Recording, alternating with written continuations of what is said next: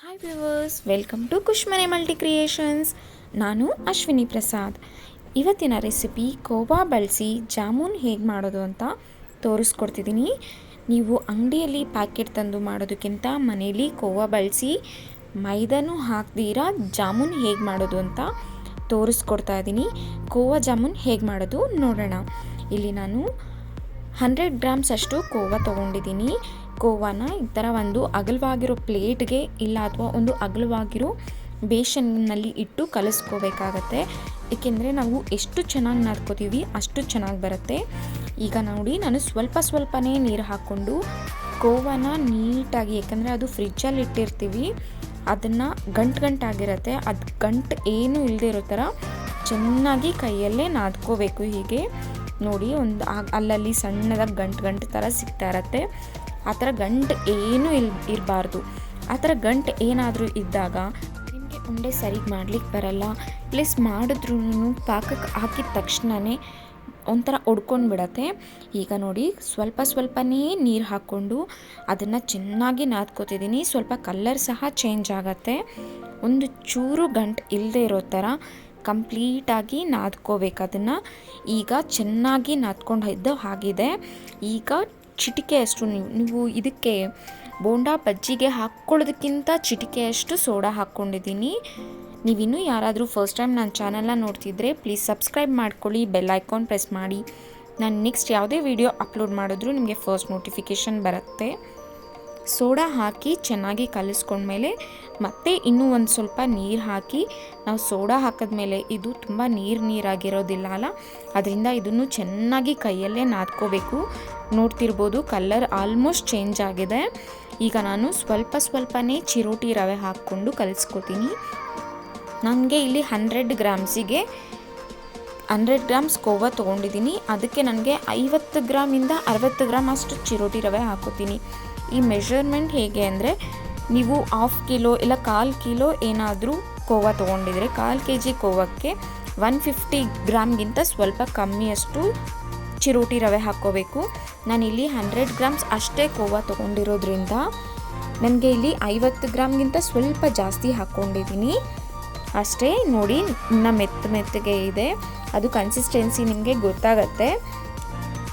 ಈ ಥರ ಕೈಯಲ್ಲಿ ನಾದ್ಕೊಳ್ತಾ, ಏಕೆಂದರೆ ನಾವು ರವೆ ಹಾಕಿ ಅದು ಒಂದೇ ಸೈಡು ಗಂಟು ಕಟ್ಟಬಾರ್ದು, ಒಂದೇ ಸೈಡು ಅದು ರವೆ ಉಳ್ಕೋಬಾರ್ದು.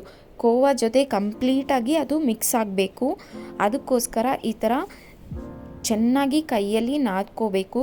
ನೋಡಿ, ಕಂಪ್ಲೀಟಾಗಿ ನಾದ್ಕೊಂಡಿದ್ದೀನಿ. ಈಗ ಚಪಾತಿ ಹಿಟ್ಟಿನ ಅಲ್ದಿರ ಇನ್ನೂ ಸಾಫ್ಟಾಗಿರಬೇಕು. ಇದು ತುಂಬ ನೀರಾಗೂ ಇರಬಾರ್ದು, ತುಂಬ ಗಟ್ಟಿಯಾಗೂ ಇರಬಾರ್ದು. ಚಪಾತಿಗಿಂತ ತುಂಬ ಸಾಫ್ಟಾಗಿರಬೇಕು. ಈಗ ಇದು ಚೆನ್ನಾಗಿ 10 ನಿಮಿಷ ನಾದ್ಕೊಂಡಾದ ಮೇಲೆ ಈಗ ಇದ್ರ ಮೇಲೆ ಒಂದು ಪ್ಲೇಟ್ ಮುಚ್ಚಿಟ್ಕೊಳ್ತಿದ್ದೀನಿ. ಈ ಥರ ಬೌಲ್ನ ಮುಚ್ಚಿಟ್ಕೊಂಡಿದ್ದೀನಿ. ಈಗ ಪಾಕ ಮಾಡ್ಕೊಳ್ಳೋಣ. ಪಾಕ ಮಾಡ್ಕೊಳ್ಳಿಕ್ಕೆ ಒಂದು ಬೌಲ್ ಇಟ್ಟು ಮೀಡಿಯಮ್ ಉರಿಯಲ್ಲಿ 2-1/4 ಕಪ್ಪಷ್ಟು ನೀರು ಹಾಕ್ತಾ ಇದ್ದೀನಿ. ನಾನು ಯಾವ ಕಪ್ ತೊಗೊಂಡಿದ್ದೀನೋ ಅದೇ ಕಪ್ಪಲ್ಲಿ 1 ಕಪ್ಪಷ್ಟು ಸಕ್ಕರೆ ತೊಗೋಬೇಕು. ಈಗ ನೀರು ಚೆನ್ನಾಗಿ ಆದಮೇಲೆ ಏಲಕ್ಕಿ ಪೌಡರ್ ಹಾಕ್ಕೊಳ್ತಿದ್ದೀನಿ ಸ್ವಲ್ಪ. ನೀವು ಬೇಕು ಅಂದರೆ ಎಸೆನ್ಸ್ ಸಹ ಹಾಕ್ಕೋಬೋದು, ಅದು ನಿಮ್ಮ ಫ್ಲೇವರ್ ತಕ್ಕನಂಗೆ. ಬಟ್ ಇಲ್ಲಿ ನಾನು ನ್ಯಾಚುರಲ್ ಆಗಿರಲಿ ಅಂತ ಏಲಕ್ಕಿ ಪೌಡ್ರ್ ಯೂಸ್ ಮಾಡ್ತಿದ್ದೀನಿ. ಈಗ ಇದು ಒಂದು ಕುದಿ ಬಂದಿದೆ. ಈಗ ನಾನು ಇದಕ್ಕೆ ನೀರು ಯಾವ ಬಟ್ಲಲ್ಲಿ ತೊಗೊಂಡಿದ್ನೋ ಅದೇ ಬಟ್ಲಲ್ಲೇ 1 ಕಪ್ಪಷ್ಟು ಸಕ್ಕರೆ ತೊಗೊಳ್ತಾ ಇದ್ದೀನಿ. ಸಕ್ಕರೆ ತೊಗೊಂಡು ಆದಮೇಲೆ ಸ್ವಲ್ಪ ಜೋರು ಉರಿಯಲ್ಲೇ ಇಟ್ಟು ಇದನ್ನು ಚೆನ್ನಾಗಿ ಕುದಿಸ್ಕೊಳ್ತಿದ್ದೀನಿ. ಇದನ್ನು ಸಕ್ಕರೆ ಕರಗಿದ ಮೇಲೆ ಒಂದು 5 ನಿಮಿಷದವರೆಗೂ ಕುದಿಸ್ಕೊಳ್ತೀನಿ. ಏಕೆಂದರೆ ಏಲಕ್ಕಿ ಜೊತೆ ಸಕ್ಕರೆ ಜೊತೆ ಸ್ವಲ್ಪನೇ ಪಾಕ ಬರಬೇಕು. ನಾವು ಜಾಮೂನ್ ಮಾಡುವಾಗ ಸ್ವಲ್ಪ ತೆಳು ಪಾಕ ಇರಬೇಕು. ಈಗ ಒಂದು ಬಾಣಲಿ ಇಟ್ಟು ಎಣ್ಣೆನ ಸಿಮ್ಮಲ್ಲಿಟ್ಟು ಕಾಯ್ಲಿಕ್ಕೆ ಇಟ್ಟಿದ್ದೀನಿ. ಈಗ ನಾನು ಏನು ಕಲಸಿಟ್ಟಿದೆ ಅದು 10 ನಿಮಿಷ ಆಗಿದೆ ನನಗೆ ಪಾಕ ಆಗೋಷ್ಟೊತ್ತಿಗೆ. ಈಗ ಈ ಹಿಟ್ಟನ್ನ ತೊಗೊಂಡು ಚೆನ್ನಾಗಿ ನಾದ್ಕೋತಿದ್ದೀನಿ. ಈಗ ಮತ್ತೆ ಚೆನ್ನಾಗಿ ನಾದ್ಕೋಬೇಕು. ನೀವು ಏನಾದರೂ ಗಟ್ಟಿ ಅನಿಸಿದ್ರೆ ಸ್ವಲ್ಪ ನೀರು ಹಾಕ್ಕೋಬೋದು, ನೀವು ಹಾಲೂ ಹಾಕ್ಕೋಬೋದು. ನಾನಿಲ್ಲಿ ತುಪ್ಪ ಒಂದು ಚೂರು ಯೂಸ್ ಮಾಡಲಿಲ್ಲ. ನೀವು ಬೇಕು ಅಂದರೆ ತುಪ್ಪನೂ ಹಾಕ್ಕೊಳ್ಳಿ, ಅದು ನಿಮ್ಮ ಟೇಸ್ಟ್ಗೆ ಹೇಗೆ ಬೇಕೋ ಹಾಗೆ ಯೂಸ್ ಮಾಡ್ಬೋದು. ನೋಡಿ, ಇಲ್ಲಿ ಕೈಗೆ ನಾನು ಎಣ್ಣೆ ಏನು ಹಚ್ಕೋದಿರ ಹೀಗೆ ಅದರಲ್ಲಿರೋ ಕೋವಾದಲ್ಲಿರೋ ಇದರಲ್ಲೇ ಹೀಗೆ ನಾದ್ಕೋತಾ ಇದ್ದೀನಿ. ನೋಡಿ ಕೈಯಲ್ಲಿ ಚೆನ್ನಾಗಿ ಹೀಗೆ ನಾದ್ಕೋಬೇಕು. ಒಂದು ಚೂರು ಗಂಟಿಲ್ಲದೆ ಇರೋ ಥರ ಕೋವಾ ರವೆ ಎಲ್ಲ ಮಿಕ್ಸ್ ಆಗೋ ಥರ ನಾದ್ಕೋಬೇಕು. ಈಗ ಚಿಕ್ಕದಾಗಿ ಹೀಗೆ ಕಟ್ ಮಾಡ್ಕೊಳ್ತಿದ್ದೀನಿ, ನೋಡ್ಬೋದು ನೀವು ವಿಡಿಯೋದಲ್ಲಿ. ನೋಡಿ ಈ ಥರ ಎಲ್ಲನೂ ಫುಲ್ಲಾಗಿ ಎಣ್ಣೆನ ಸಿಮ್ಮಲ್ಲಿ ಇಟ್ಟುಬಿಡಬೇಕು. ಈಗ ಕಂಪ್ಲೀಟಾಗಿ ಎಲ್ಲನೂ ಚಿಕ್ಕದಾಗಿ ಕಟ್ ಮಾಡ್ಕೊಂಡಿದ್ದೀನಿ. ಈಗ ಉಂಡೆ ಮಾಡೋದು ತೋರಿಸ್ಕೊಡ್ತೀನಿ ನೋಡಿ, ಈಸಿಯಾಗಿ ಹೇಗೆ ಉಂಡೆ ಮಾಡೋದು, ಒಂದೇ ಒಂದು ಸಣ್ಣ ಮಾರ್ಕ್ ಇಲ್ದಿರ ಅಂತ. ಫಸ್ಟ್ ಹೀಗೆ ಒಂದು ಪೀಸ್ ತೊಗೊಂಡು ಗಟ್ಟಿಯಾಗಿ ಪ್ರೆಷರ್ ಕೊಡಬೇಕು. ನೋಡಿ ಫುಲ್ಲು 2 ಕೈಗಳ ಮಧ್ಯೆ ಅದು ಗಟ್ಟಿಯಾಗಿ ಈ ಥರ ಪ್ರೆಷರ್ ಕೊಟ್ಟು ನೋಡಿ ಇದನ್ನು ಲೈಟಾಗಿ ಪ್ರೆಷರ್ ಕಮ್ಮಿ ಮಾಡ್ತಾ ಬರಬೇಕು ಅಷ್ಟೇ. ಕಂಪ್ಲೀಟಾಗಿ ಈ ಥರ ಪ್ರೆಷರ್ ಕಮ್ಮಿ ಮಾಡ್ತಾ ಬಂದರೆ ನೋಡಿ ಈ ಥರ ರೌಂಡಾಗಿ ಹೀಗೆ ತಿರುಗಿಸ್ತಿದ್ರೆ ಒಂದು ಚೂರು ನಿಮಗೆ ಏನೂ ಇದೇ ಆಗೋದಿಲ್ಲ, ಅಷ್ಟು ಕಂಪ್ಲೀಟಾಗಿ ಬರುತ್ತೆ. ನೀವು ಬೇಕು ಅಂದರೆ ಇದನ್ನು ಇದೇ ಥರ ಪ್ರೆಷರ್ ಕೊಟ್ಟು ಸಿಲಿಂಡರ್ ಶೇಪ್ ಬೇಕಾದರೂ ಮಾಡ್ಕೋಬೋದು. ನೋಡಿ ತೋರಿಸ್ಕೊಡ್ತಿದ್ದೀನಿ, ಈ ಥರ ಬೇಕಾದರೂ ಮಾಡ್ಕೋಬೋದು. ಬಟ್ ನಾನಿಲ್ಲಿ ರೌಂಡ್ ಶೇಪಲ್ಲೇ ಮಾಡ್ಕೋತಿದ್ದೀನಿ. ನೋಡಿ ಮತ್ತೆ ಅದನ್ನು ರೌಂಡ್ ಶೇಪಿಗೆ ತೊಗೊಂಡಿದ್ದೀನಿ. ನಾನು ಈ ಥರ ಎಲ್ಲನೂ ಉಂಡೆ ಮಾಡ್ಕೊಂಡಿದ್ದೀನಿ. ಈಗ ನನಗೆ ಒಂದು ಚೂರು ಎಲ್ಲೂ ಒಂದೇ ಒಂದು ಮಾರ್ಕ್ ಇಲ್ಲದೆ ಇರೋ ಥರ ಕಂಪ್ಲೀಟಾಗಿ ರೌಂಡ್ ಶೇಪಲ್ಲೇ ಬರುತ್ತೆ. ಈಗ ಎಣ್ಣೆನೂ ಕಾದಿದೆ, ಫುಲ್ ಸಿಮ್ಮಲ್ಲೇ ಇಟ್ಟಿದ್ದೀನಿ. ನಾನು ಗುಲಾಬ್ ಜಾಮೂನ್ ಆಗೋವರೆಗೂ ಒಂದು ಚೂರು ಹೈ ಫ್ಲೇಮ್ ಅನ್ನೋದೇ ಮಾಡಲಿಲ್ಲ, ಫುಲ್ ಸಿಮ್ಮಲ್ಲೇ ಇಟ್ಟಿದ್ದೀನಿ. ಈಗ ಎಣ್ಣೆ ಕಾದಿದೆ ನನಗೆ. ಈಗ ನೋಡಿ ಒಂದು ಸ್ಪೂನ್ ತೊಗೊಂಡು ಈ ಥರ ತಿರುಗಿಸ್ತಾ ಇದ್ದೀನಿ. ಆ್ಯಕ್ಚುಲಿ ಇದಕ್ಕೆ ಸ್ಟಿಕ್ ಬರುತ್ತೆ, ನನ್ನ ಹತ್ರ ಸ್ಟಿಕ್ ಇಲ್ಲ. ನಾನು ಯಾವಾಗಲೂ ಈ ಥರ ಸೌಟ್ ಹಿಂದೆ ಭಾಗದಲ್ಲೇ ಈ ಥರ ಮಾಡ್ತಾಯಿರ್ತೀನಿ. ಎಣ್ಣೆನ ಹೀಗೆ ಕಂಪ್ಲೀಟಾಗಿ ತಿರುಗಿಸ್ತಾ ಇರಿ. ನಿಮಗೆ ಗುಲಾಬ್ ಜಾಮೂನು ಒಂದು ಮೇಲೆ ಬಂದರೆ ಸಾಕು, ಒಂದೇ ಹಾಕಿ ಚೆಕ್ ಮಾಡ್ಕೊಳ್ಳಿ. ನೋಡಿ ಅದು ಮೇಲೆ ಬಂದಿದೆ. ಈಗ ನಾನು ಎಲ್ಲ ಗುಲಾಬ್ ಜಾಮೂನನ್ನು ಒಂದೇ ಸಲ ಹಾಕ್ಕೊಳ್ತಿದ್ದೀನಿ. ಹಾಕ್ಕೊಂಡಿದ್ದ ತಕ್ಷಣವೇ ಹೀಗೆ ತಿರುಗಿಸ್ತಾನೆ ಇರಬೇಕು ಆಯಿಲ್ನ.